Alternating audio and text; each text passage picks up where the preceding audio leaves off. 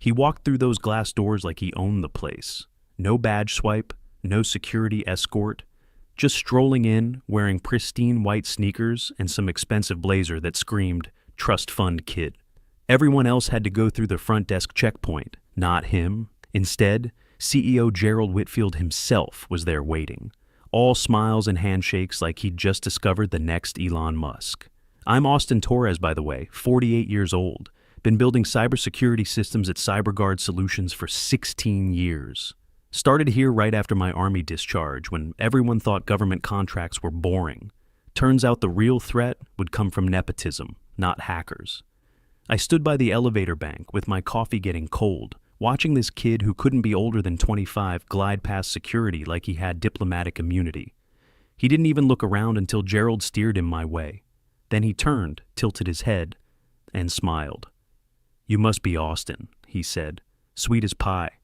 You're the one I'm replacing, right?" My mouth went dry. Something was off. "I don't think we've met," I managed, "and I haven't heard anything about transitions." He shrugged like it was no big deal. "Oh, maybe I wasn't supposed to say anything yet. I'm just shadowing Dad for now." Dad, of course. That explained everything and nothing at the same time. Lisa's words echoed in my head from our conversation over breakfast. At 48, Austin, you're not old, but you're not young in tech years. Companies love to say fresh perspective when they mean cheaper salary. The kid winked and followed the CEO into the elevator without looking back. The doors closed with that soft ding, and everything went quiet again. But something had shifted inside me, like back in deployment when you knew an attack was coming, but couldn't predict when.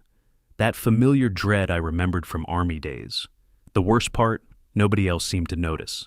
Not the receptionist, not the junior developers, not even our VP of engineering who walked right past them without batting an eye. I stood there another minute, coffee cooling in my hand, my badge suddenly feeling heavier around my neck. The same badge I'd worn through 2 major acquisitions, 3 system overhauls, and countless late nights fixing other people's mistakes. Something was happening, and it had already started without me. Lisa had been right to worry. The mortgage on our Phoenix house wasn't going anywhere.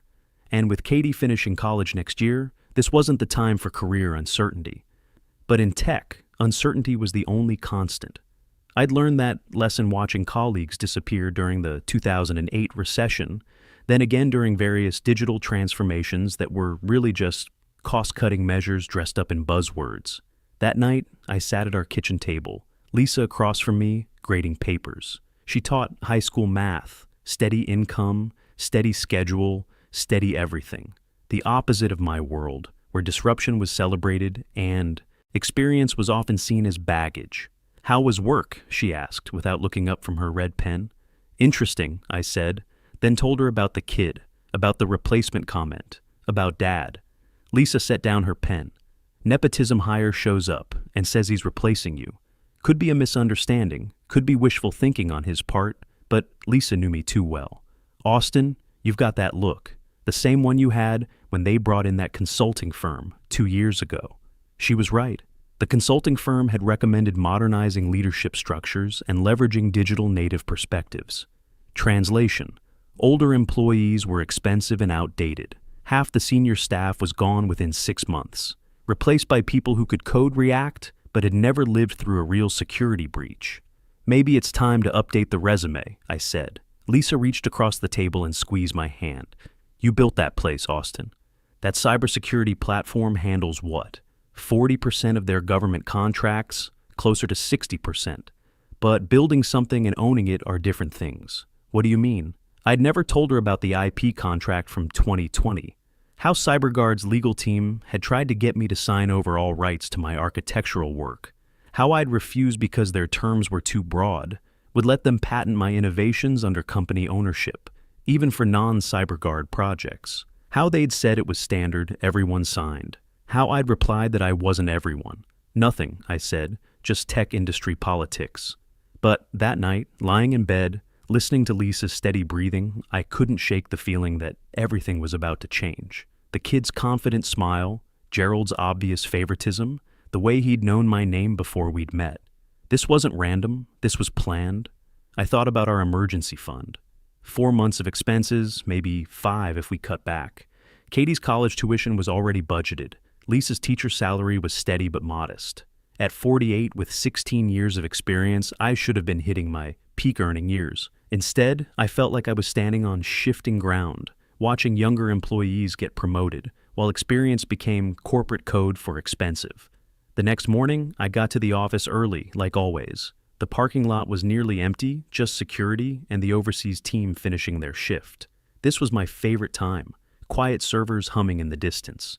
No meetings, no politics, just pure problem solving. I'd fixed more critical vulnerabilities before 8 a.m. than most people handled all day. But today felt different. Today felt like the beginning of an ending I hadn't asked for. I didn't even finish my morning coffee before my computer chimed. Meeting request immediate. No subject line, no details, just a timestamp and location. Executive Conference Room B. That room was reserved for board meetings and terminations. In 16 years, I'd only been in there twice. Once for my promotion to senior architect. Once when they laid off the entire compliance department. The walk down that hallway felt longer than usual. Each step echoed off the polished floors, past motivational posters about innovation and teamwork that suddenly felt like mockery. I thought about Lisa's packed lunch sitting in my desk drawer, the thermos of coffee she'd made me that morning, the way she'd kissed my forehead and said, "Have a good day, honey," like it was any other Tuesday. The door was cracked when I arrived. Gerald sat at the head of the polished table, hands folded, staring at the wood grain like it might start talking. Next to him was Dana from HR, wearing that neutral expression that only meant one thing. And there was Jordan Whitfield sitting in the CTO's usual chair with a tablet glowing in his lap, looking like he already belonged. "Austin," Gerald began, voice carefully rehearsed. "You've been with us a long time, longer than most people stay in this industry." I nodded, unsure if that was a compliment or a death sentence. In tech, longevity could be seen as dedication or inability to adapt. At 48, I'd watched enough culture shifts to know which way this was heading. But companies evolve, technology changes, leadership needs to reflect the future we're building. The silence that followed could have choked a horse. I glanced at Jordan, who was typing something on his tablet with the focused intensity of someone live tweeting their victory. It's time we embrace new energy. Jordan Whitfield will lead that transition. The phrase new energy rang in my ears. Not fresh perspective or different approach. New energy. As if my 16 years of preventing their disasters and securing their networks had somehow drained the company's batteries. "This is a restructuring?" I asked. Dana leaned forward with practiced sympathy. "This isn't about performance, Austin. It's about realigning with our evolving brand vision. Corporate speak for "you're fired," but we're too cowardly to say it. I'd heard variations of this speech before, delivered to colleagues who'd suddenly become redundant or misaligned with company objectives. It was the same script, just with my name plugged in. Gerald slid a folder across the table. "We've prepared a generous exit package." The folder felt heavy when I opened it.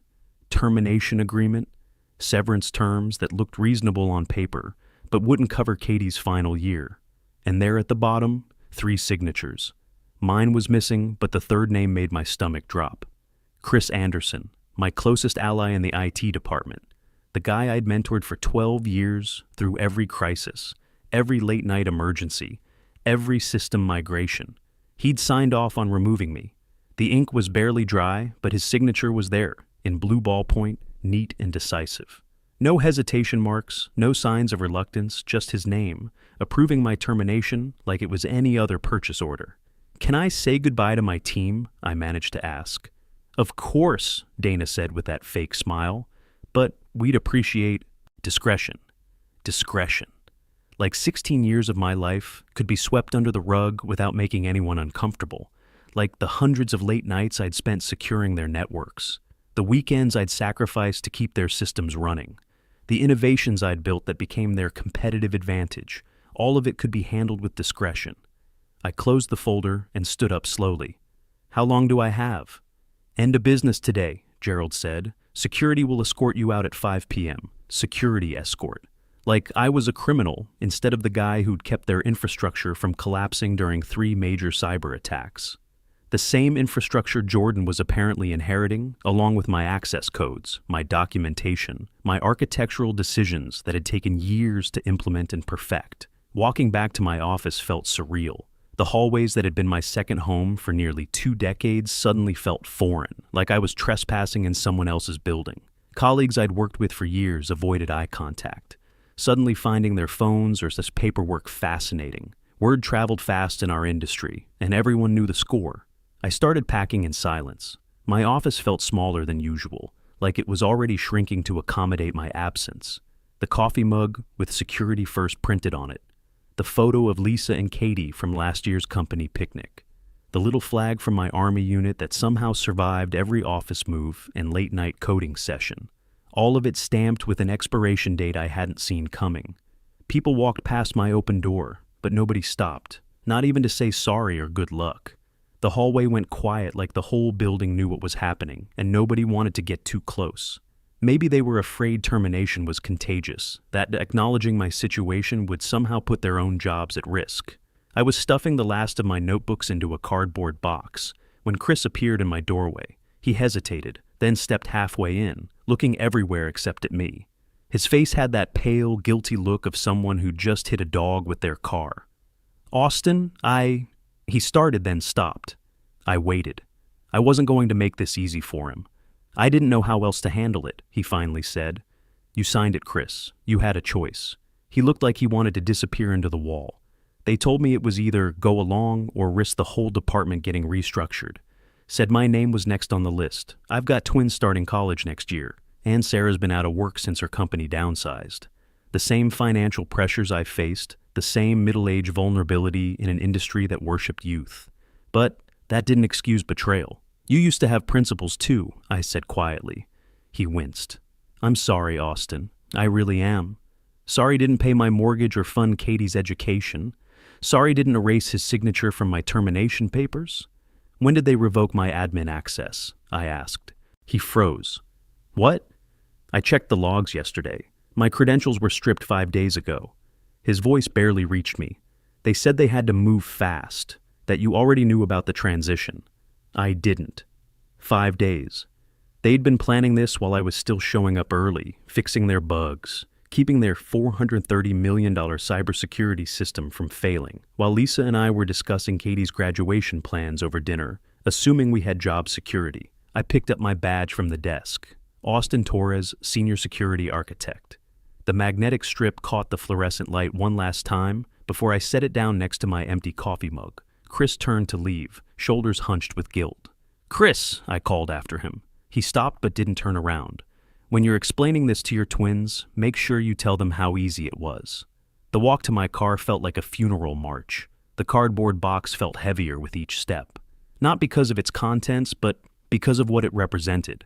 Lisa would be getting home from school in an hour, expecting to hear about my day, maybe planning dinner around my usual 6 p.m. arrival. Instead, I'd be walking through our front door at 2:30 p.m. with a box of personal items and news that would reshape our entire financial future. The drive home gave me time to think, and thinking led me to remember something important. That night, sitting in my home office with my personal laptop, the one that never touched CyberGuard's network, I started digging through old emails. I typed intellectual property transfer 2020 and hit enter. There it was, like a gift from my past self. An email thread from CyberGuard's legal team asking me to sign a document transferring full rights of my architectural work to company ownership. I'd refused, not out of spite, but principle. Their wording was too broad, would let them sell or license the system without my consent, even for projects unrelated to CyberGuard's core business. I'd told them I wasn't signing until they revised it to reflect collaborative ownership. They'd said it was standard that everyone signed. I'd replied that I wasn't everyone. The thread ended with my response.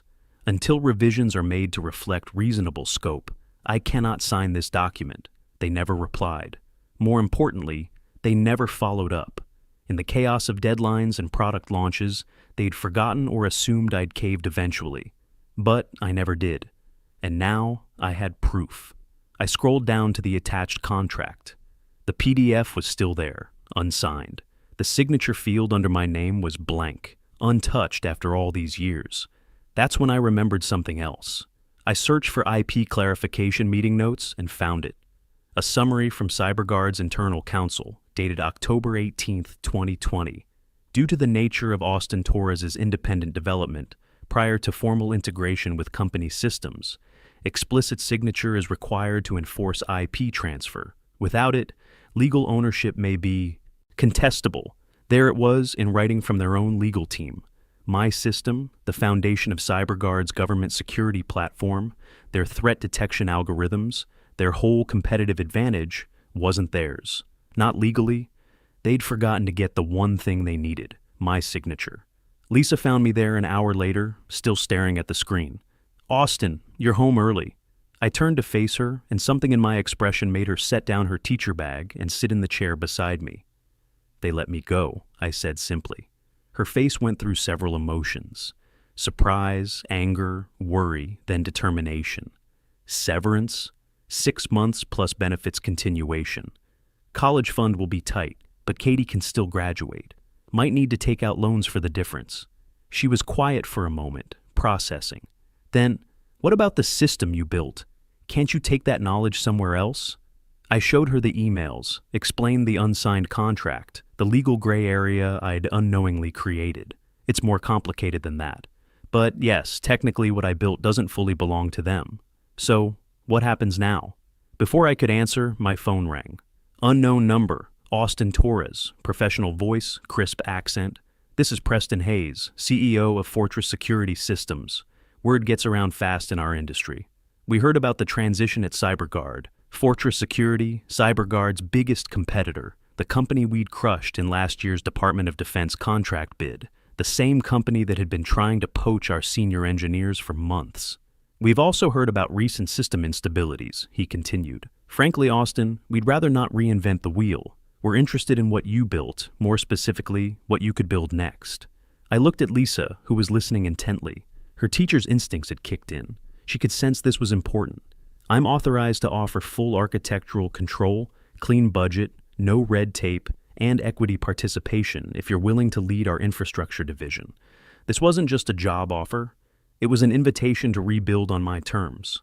With CyberGuard's biggest rival funding the effort, with my family's financial future secured by someone who actually valued experience over youth.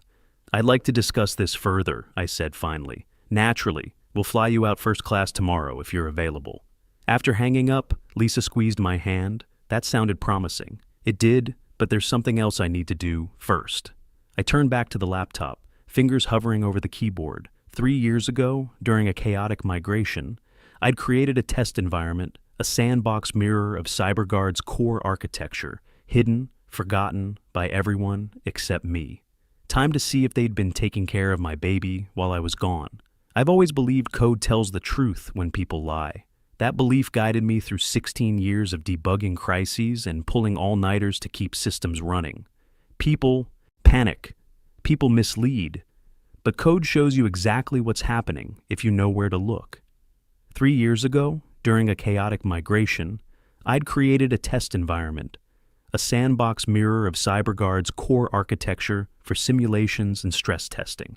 I'd registered it under a dummy account, Ghost47, to avoid unnecessary bottlenecks. Spun it up late one night while waiting for a vendor patch.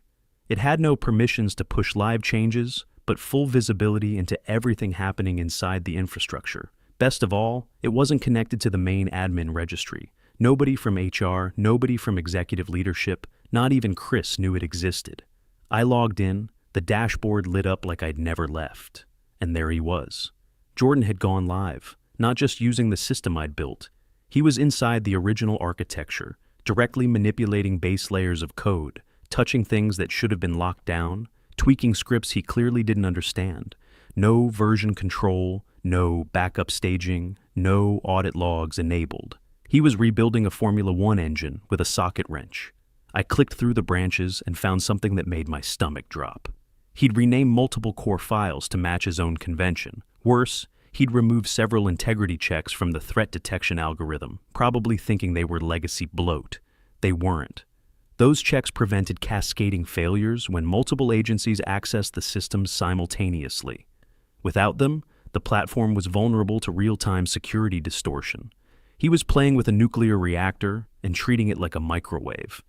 But here's the thing. I could have shut it down right then. One command. Instead, I navigated to a dormant kernel module I'd installed years ago as a failsafe, designed to detect unauthorized privilege escalations and trigger lockout if it sensed tampering. Now, I updated it, rewrote the condition logic. If admin account A Torres is removed or disabled, trigger Cascade Lock protocol. Cascade Lock didn't delete anything. It rendered the entire system non-functional, a soft kill. Every process would stall indefinitely. Data would remain intact but unreadable, untouchable, unusable until reversed by biometric confirmation. And I was the only one who could unlock it. I typed it all manually. No automated scripts, no audit trails, encrypted the change, embedded it under 6 layers of decoy comments, then exited.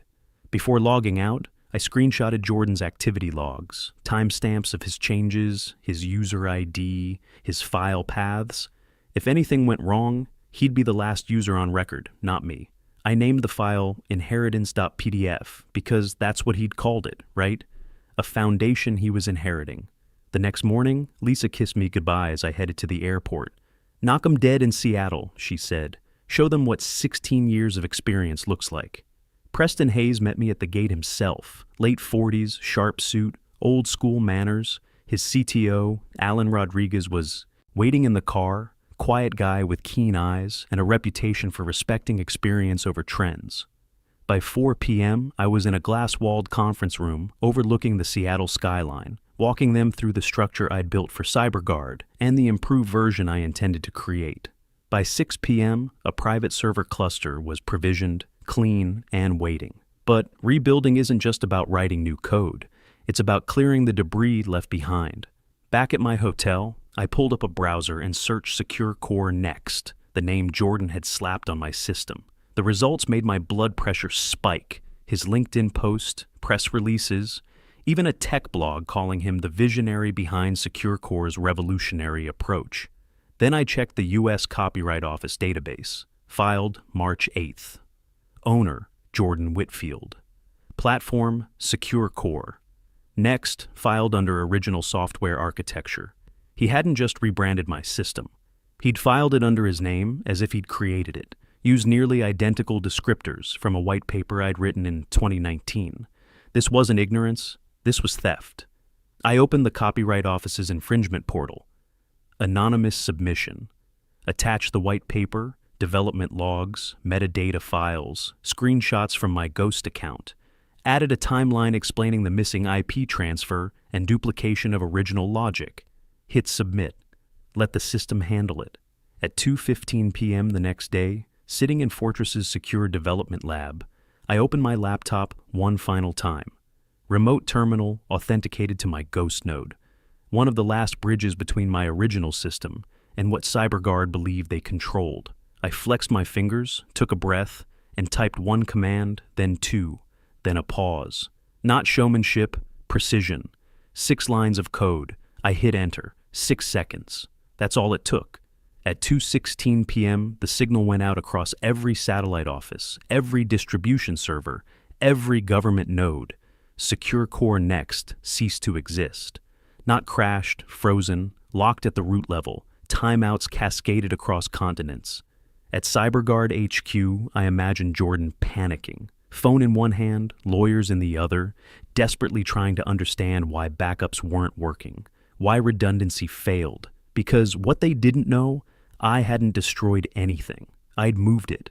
2 weeks ago, under routine maintenance they'd assumed was a patch, I'd executed silent data migration, complete clone with encryption and key splitting. That clone now lived on Fortress's private servers. What CyberGuard was left with was a hollow shell, gorgeous outside, rotted underneath. My phone rang at 3:45 p.m.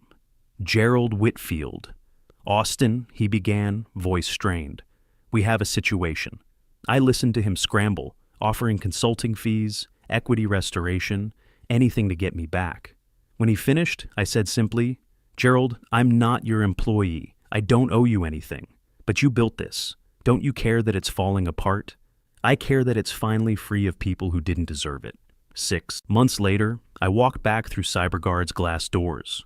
Only now, the sign read, Fortress Phoenix Division. Inside the lobby, framed behind the reception desk, was a portrait of me, pointing at a whiteboard. Below it, Austin Torres, architect of the future. Chris approached me in the hallway, now interim CTO, after Gerald's resignation. Austin, Save it, Chris. You made your choice. I walked to my new office overlooking the mountains. Senior VP of Engineering and Infrastructure, 3% equity, direct report to the board. On my desk sat that same brass pen from my 15th anniversary, engraved, "To those who build quietly." I signed Fortress's latest patent filing, then whispered to myself, "You fired a name. You forgot the mind. Some people shout to show power. I prefer to build." And at 48, with Lisa proud and Katie's future secure, I was just getting started. The military taught me patience. Tech taught me precision. But they taught me something else entirely. Never underestimate the guy who actually knows how the system works. The view from my new corner office was spectacular.